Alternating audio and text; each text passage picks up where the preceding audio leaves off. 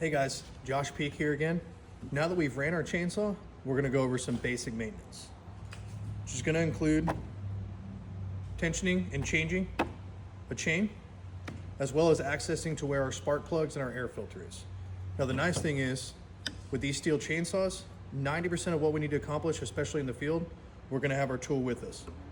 This is our chainsaw multi-tool. This is gonna handle all of the nuts that we need to use to access on our chainsaw, as well as a flathead screwdriver.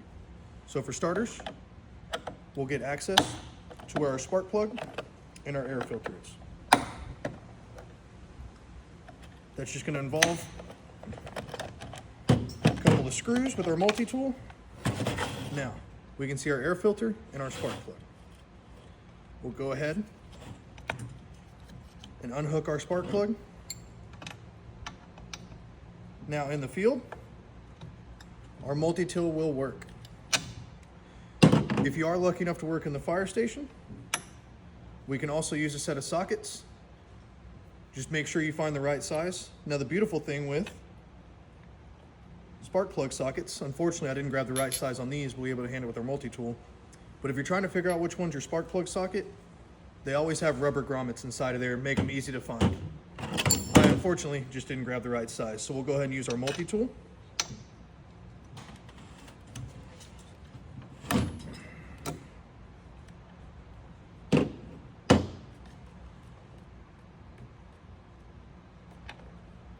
This is a good chance to check our spark plug. If we're having no start issues, this is always a good place to start. There could be fouling, spark plug just could be no good anymore, but that's our chance to check it. We've already ran our saw, we know it's good, so we could take a wire brush this and clean it if need be. Now when putting these back in, it should be nice, easy finger screw to put it back in. Otherwise, pull back out and start again. We don't want to cross thread these. That's going to lead to a bad day. And we don't need to over torque it. Just a good and tight. We'll put our cap back on. Filter looks good. We can go ahead and take our cover, place it back on. And we shouldn't have to fight any of this, guys. Sometimes it just takes a little finesse to get it back into the right spot, but you shouldn't be having to force anything. We want to go. Our screws here are just a turn and a snap tight. Now we can take a look at our chain. I'm not wearing any, but this is a good chance to maybe put on some medical gloves because you are going to get a little bit dirty and greasy. So for our chain, we have two nuts and we have a tension screw. So what we want to do is loosen these nuts,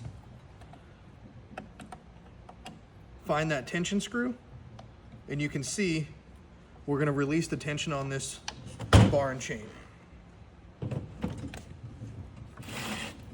Now we've already loosened our nuts for this cover. We should be able to get it to a point that we can take it off with our fingers. For me, I like to set the tool up on its side and just put it in my workspace.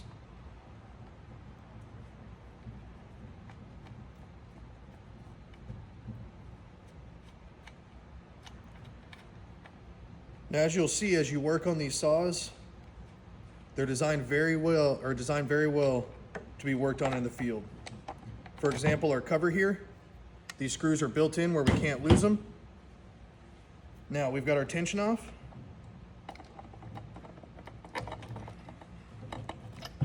Remove our chain from the sprocket on the engine.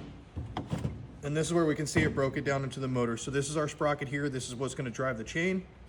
These are our two hold bolts for the bar. And this is going to be our tension for the bar.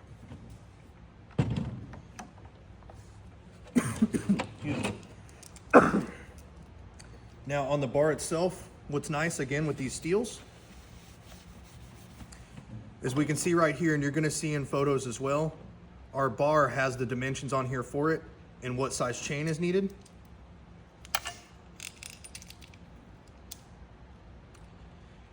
And then when you look on these bars, they'll generally tell you as well which way the teeth need to face, which is going to be right here, right by our sizing on our bar as well. A lot of these tools, guys, you know they make them firefighter proof. So, to put this back on, we need to put it around the sprocket. And then that bar is going to drop back into our tension screw. We want to make sure all these teeth are set inside of our bar.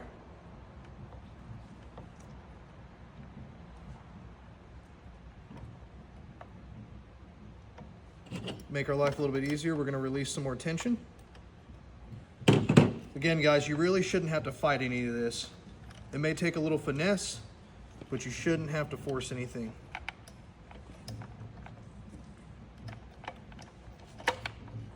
All right, now we're dropped into place.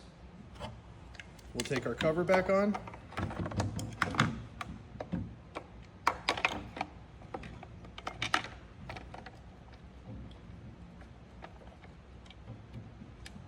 Start getting those hold down screws finger tight.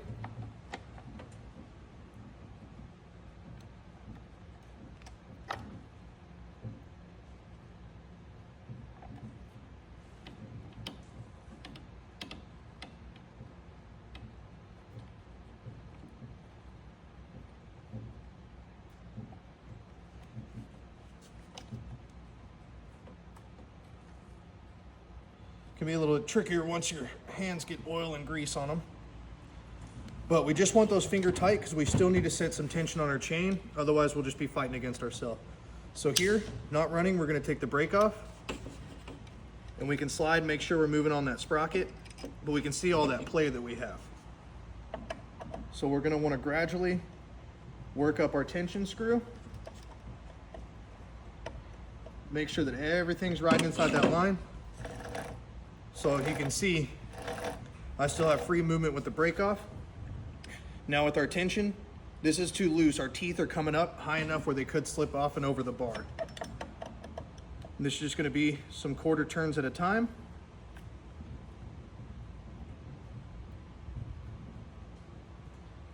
Now for the sake of this demonstration that you'll be getting next, I'm going to intentionally over tighten the chain a little bit to show you what a chain that's too tight looks like. But from here, we'll go ahead and tighten down our hold down nuts. And again, guys, we don't have to muscle down the torque. Just good and tight where we know they won't spin off. All right, guys, that's basic maintenance of our tool. Now to finish off, we'll go back out to a well-ventilated area with our PPE, and we'll show you the final adjustments on the chain tension. Thanks, guys.